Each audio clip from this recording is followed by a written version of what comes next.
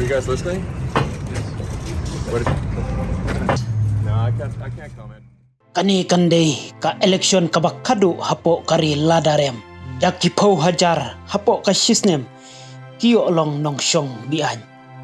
Kajinglong jingman hakini kisngi. Kalanang ring sway shisha ladang ipet. Bad bisharb niya.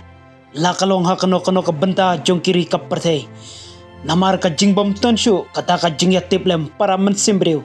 Bamar keliang. Kamtam hakitu kiri balas sensyar donbor. Bat om tang kata mantah kini kisngi kum kini kijing persyang ban sensyar donbor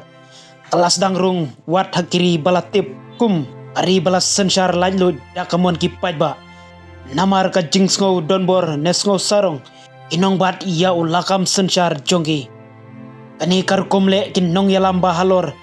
kalakta mat yong shisha ya ka jinglong jingman hapo jongkiri balas sensyar pajba kabalawan lamru teng wat ya ka jingsngo ya per ne ya pat ya shun hapo jong kibriw kibim hapo jong kari haba bisharnya ngila banong ne krenshai kini ki jingsngo baro kimi ina ka jingbom don ya kata ka itiar hapo jong kitu kibriw kibasyong hakabor sensyar u Elon Musk ubadai uwe na kibriw ki barius patam jong ka pertai ubadai napo kari Amerika ulak keren bat kenta jur balada Donald Trump unmat ia ke jing syarem hakanika kenti kabamenta bagi pajba kenjit ya presiden batmai hapo jong kari Amerika kani kandai ka election kabakado hapo jong kari Amerika kum ki pajba banjit mon balajlut bat kum kari bas sensyar pajba ini ki jingkren jong Elon Musk kilami hadin ba ulayo jingtip baka sorgar mamenta balayalam da Joe Biden batang hapo kini kisau snem inong tebut ki bom day try napo kari Amerika bat ki bala syuan rungtu kilayo banlong kinong tebut tang banyo jing mentoy ka sorgar jong Joe Biden bat kum kini kibriu bala syu penrung bian banyo tebut